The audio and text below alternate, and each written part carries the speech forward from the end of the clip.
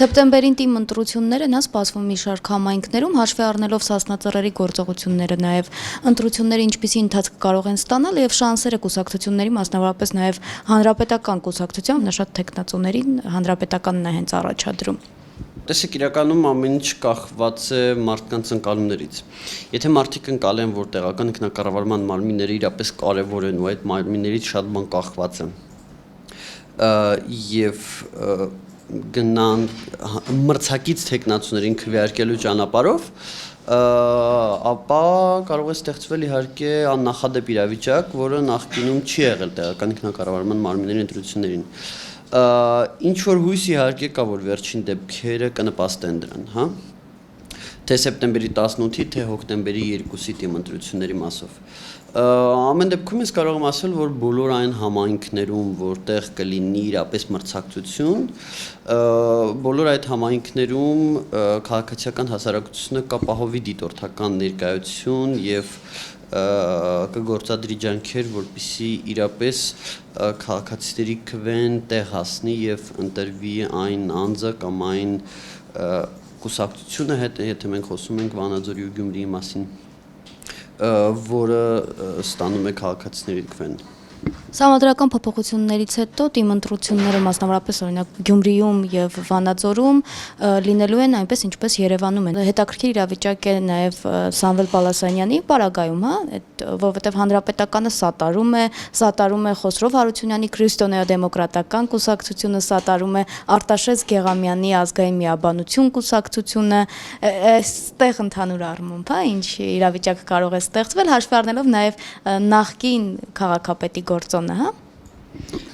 Չինեմ Արտաշես Գեղամյանի, Խոսրով Հարությունյանի եւ ուրիշ արդեն վաղուց մոռացված կուսակցությունների մասին խոսել է ուղղակի անիմաստ է։ Դրանք բոլորը ըստ էության հանրապետականի անգամ արբանյակ չեն, հանրապետականի մաս են կազմում։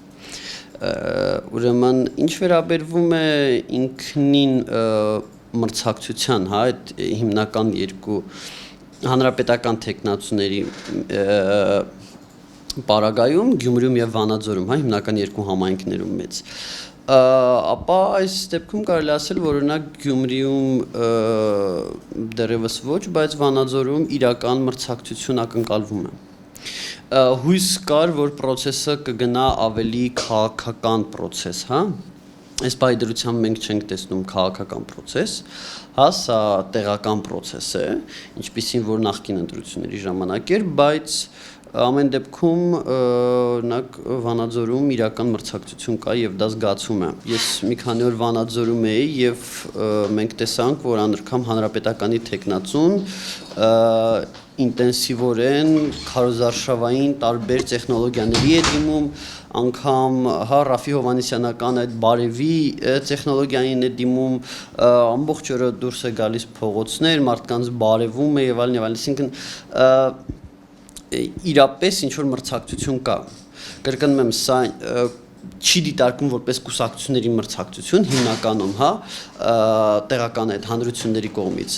բայց այնուամենայնիվ գոնե Վանաձորում մենք տեսնում ենք իրական մրցակցություն։ Գյումրիի մասով դեռևս պարզ չի, որովհետև կրկնում եմ, process-ը քաղաքական չէ։ Սամվել Պալասանյանը այնտեղ չի ընկալվում որպես իշխանության ներկայացուցիչ, որտեղ եթե ինքը ընկալվի որպես իշխանության ներկայացուցիչ, իրեն չեն ընտրի։ Ինքը չունի, քանի որ ինքը հանրապետականի կուսակցական տոմս չունի, քանի որ ինքը հանրապետական երբեք չի եղել, ինքը չի ընկալվում որպես իշխանության ներկայացուցիչ եւ դժվար է ասել, թե ինչպիսին կլինի քաղաքացիների մոտեցումը։ Բայց ճամբարափոխությամբ է, հա, հայտնի ՕԵԿ, ԲՀԿ։ Այո, ճամբարափոխությամբ ինքը հայտնի է, փաստացի ինքը հիմա հանրապետականից է, փաստացի, բայց ես կրկնում եմ, Գյումրիում դեռևս վիճակը պարզ չի, Գյումրիում պարզ չեն նաև մրցակիցները, Գյումրիում պարզ չի ինչպիսի իրավիճակ կստեղծի, ինչպիսի մոտեցումներ, ինչպիսի ընկալումներ կունենան քաղաքացիները, հա, արդյոք քաղաքացիները կընկալեն, որ Սամվել Պալասանյանը իշխանության ներկայացուցիչն է եւ իրենց վերաբերմունքը իշխանության նկատմամբ պետք է արտահայտեն են այս քվեարկությամբ, թե ոչ։ Գյումրիում իրոք մի քիչ անհասկանալի է։ Վանաձորում ես ասում եմ, թեև ընկալում, որ այս ընտրություններով պետք է պետական իշխանության նկատմամբ իրենց վերաբերմունքը արտահայտեն չկա, բայց այնուամենայնիվ մրցակցություն կա, հա, դա կարելի է տեսնել, դա նկատվում էր անգամ փողոցներում, որ հա հանրապետականի եւ լուսավոր Հայաստանի տեխնացուների միջև իրական մրցակցություն կա։ Այսինքն, եթե դիտարկենք Գյումրիում արդեն շրջանառվող, հա, տեխնացուների անունները, այդ ավականու ցուցակում առաջին դեմքերի անունները, օրինակ ԲՀԿ-ն Գյումրիում մանկավարժականի նախկին ռեկտորի տեխնացությունն է առաջինը դրել։ Սա այստեղ չեք տեսնում նաև որոշակի առումով մրցակցային ինչ-որ բան։ Գյումրիում ես դեռևս չեմ տեսնում իրական մրցակցություն, որովհետև նույն մանկավարժականի նախկին ռեկտորը, ինչքան հասկացանք, առաջարկել էր, որ ուրեմն Սերժ Սարգսյանի եղբայրը դառնա Գյումրու քաղաքի պատվավոր քաղաքացի, հա, ինչի եւ օրերս ընդունվեց ավականու կողմից Գյումրու։ Այնպես որ ստեղ ավելի շատ մրցակցությունն է իշխանությանը հաճոյանալու մեջ է եւ ոչ թե քաղաքացիների քվեն ստանալու մեջ։ Իրական նախընտրական process Գյումրիում իրապես դեռ չենք տեսնում։ Վանաձորում դա նկատվում է, Գյումրիում դեռ ոչ ցավոք։ Հրազդանի ընտրությունները ինչ օրինակ կարող են հանդիսանալ, հա, հանրության համար եւ հիասթափության գործոն դրանից հետո առավել չմեծացավ, այսինքն ինչպես նշեցիք, կարեւոր է թե ընկալումը, հա, ընտրությունների վերաբերյալ ինչպես է հանրային գիտակցումը, ինչպես է։ Հրազդանի ընտրությունները ինչ դեր խաղացին։ Տեսեք, հրազդանի ընտրությունները իրականում դաս եղան, որ քաղաքացիների ընկալումները մեզ համար դաս եղան, որ քաղաքացիների ընկալումները թիմ ընտրությունների վերաբերյալ այդքան էլ լավը չեն, հա, հասուն հասարակությանը վայել չեն հաստատության։ Այնուամենայնիվ Գյումրի ու Վանաձորի հետ հույսերը մի քիչ ավելի մեծ են, որովհետև այնտեղ քվեաթերթիկների վրա լինելու են կուսակցություններ, ոչ թե անհատներ։ Այսինքն այնուամենայնիվ իշխանությանը քվետալու համար, նույն Սամվել Բալասանյանին քվետալու համար քաղաքացին պետք է նշան դնի հանրապետական կուսակցության անվան դիմաց, ինչը իհարկե նվազեցնում է Սամվել Բալասանյանի հա շանսերը կամ հանրապետական տեխնացուի շանսերը Վանաձորում։ Ինչ վերաբերվում է մյուս դիմընտրություններին ավելի փոքր համայնքներում այստեղ իհարկե հույսերը ավելի փոքր են, որովհետև այստեղ կրկին գնում է անձերի պայքար եւ ավելի շատ չգիտեմ տեղական հեղինակություններ, չգիտեմ թաղի լավ տղաներ, իրանց ազդեցությունը ավելի մեծ է, հա, երբ Գյումրիում Վանաձորում իրենց ազդեցությունը ավելի փոքր է լինելու։ Քաղաքացի դիտորդները ինչ են անելու։ Ես այս պահի կարող եմ ասել, որ Գորիսը, Գյումրին ու Վանաձորը ամբողջությամբ, Գորիսը սեպտեմբերի 18-ին, Գյումրին, Վանաձորը հոկտեմբերի 2-ին ամբողջությամբ ծածկված են լինելու։ Մյուս համայնքները կախված տարբեր հանգամանքներից։ Օրինակ կախված այն բանից, թե ինչպիսի մրցակցություն կլինի համայնքներում, հա, կախված այն բանից, թե օրինակ եթե համայնքներից ինչ-որ մեկում որոշեն այդ էլեկտրոնային գրանցման ընթացակարգերը որպես պիլոտային փորձարկեն խորհրդարանական ընտրություններից առաջ եւ այլն, բայց ամեն դեպքում այս 3 համայնքները հստակ է, որ դիտարկվելու են ամբողջությամբ եւ ես վստահ եմ, որ կհաջողվի ընտրակեղծիքների թիվը ընտրական տեղամասի ներսում շեշտակիորեն նվազեցնել։ Ընտրական օրենսգրքի շուրջ խորհրդարանականները կոնսենսուսի են եկել, բայց մենք տեսանք, որ քաղաքացիական նախաձեռնությունները չմիացան, հա, չստորագրեցին։ Հունիսին մենք իրապես չստորագրեցինք այդ քաղաքական դիլը, հա, ըստեյության, որովհետև մենք չենք կարող ստորագրել կամ ինչ-որ հավանություն հայտնել ընտրական օրենսգրքին, որն իր ամբողջականությամբ ավելի վատն է, քան 11 թվականինը։ Թեև այս փոփոխությունները պետք է ինչ-որ դրական փոփոխություններ ենթադրեին, բայց ամբողջությամբ այս փոփոխություններով հանդերձ